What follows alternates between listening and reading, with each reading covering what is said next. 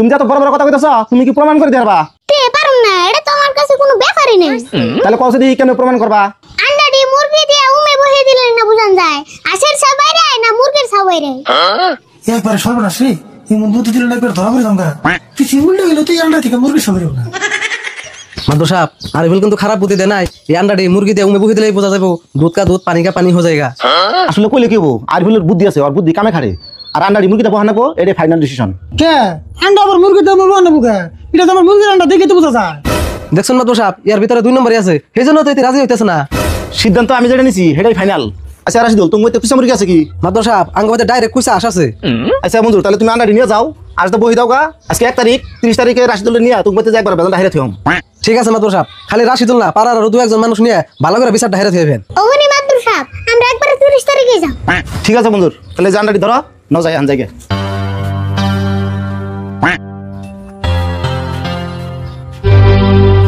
এই বদমাস, তুই কি জানোস না জাঙ্গ মুরগি তো আন্ডা পারে না? তুই কি আরে বুদ্ধিটা দিয়ে আমার বেজাল বানাইলি? কি করবো আমার মাংস মানে একবারে গেল। কি জাগো বেশি জানা গেলে দে এবার যায় না আমরাই হইছে গেলাম। এখন বাস নিকাম করে হে বুদ্ধি কর। এবার যদি আমি ফাঁসি তোরা কিন্তু বাতি দিয়ে খেতাম। কাকা বুদ্ধি একটা পাইছি। কি বুদ্ধি?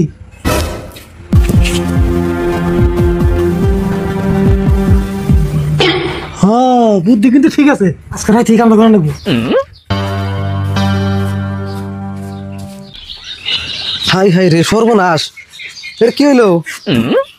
একটা মাস হয় আন্ডা বই দিছি, একটা ছাও তো ওঠে না এখন তুই বড় নাকি?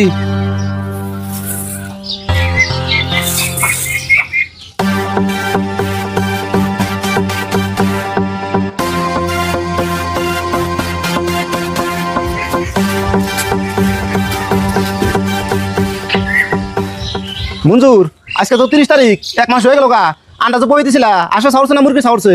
মাদুর সাহেব এখন তুই একটা ছাও ওঠে নাই। মাত্র সাহেব ছাউট পাগমুন করে ইয়া রাশের চরিত্রই ভালো না। হমাদ সাহেব কথা কিন্তু আর এবার খারাপ হয় নাই। ইয়ার আসলে একটু স্বভাব খারাপই আছে। উম্পার আমার খালি পারা পারাইছে, এই জন্য ছাও একটা ওর নাই। কি কও উম্পারে নাই? 24 ঘন্টার মধ্যে আমার আসে 23 ঘন্টায় উম্পারছে। কন্যা কেন এখন আমার আসে নগে ভাইয়া আমি উম্পারছি।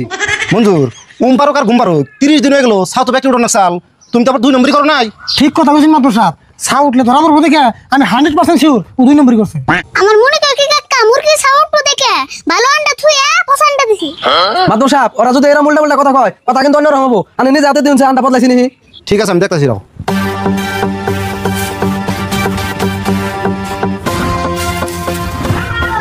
কে মঞ্জুর, ইনা ব্যাগই পছন্দা।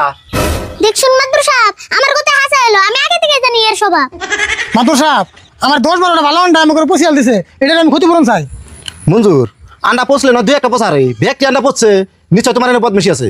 বিশ্বাস করুন মাদুর সাহেব আমি কোনো বদমাশি করি নাই। আপনি যেমন আন্ডা দিছিলেন আমি হেবে যাই না 1 মাস বইরা দিতেছি। এটা তো বিশ্বাস করি না কথা না মঞ্জুর, তুমি আর কথা না বাড়িয়া 500 টাকা জরিমানা দিয়ে দাও। মাত্র 500 টাকা এডি আন্ডা থেকে ছাউটলে কতড়ে মুরগি বেচারতাম এটা কি আপনি চিন্তা করছুন? হমাদ সাহেব আর কোন যখন আন্ডা পাই আলো আমি তখন চিন্তা করছিলাম আন্ডাটি মুভ হইতি। মঞ্জুর, যেহেতু এরা আন্ডা বই বেরছে চাল, তুমি একটা কাম করো, 1500 টাকা জরিমানা দিয়ে দাও। আর রাশিদুল তুমিও কিছু মনে করো না। ওখানে মাত্র সাহেব আপনি যা কইছুন আমরা মানছি। তাহলে কাকা কি কও?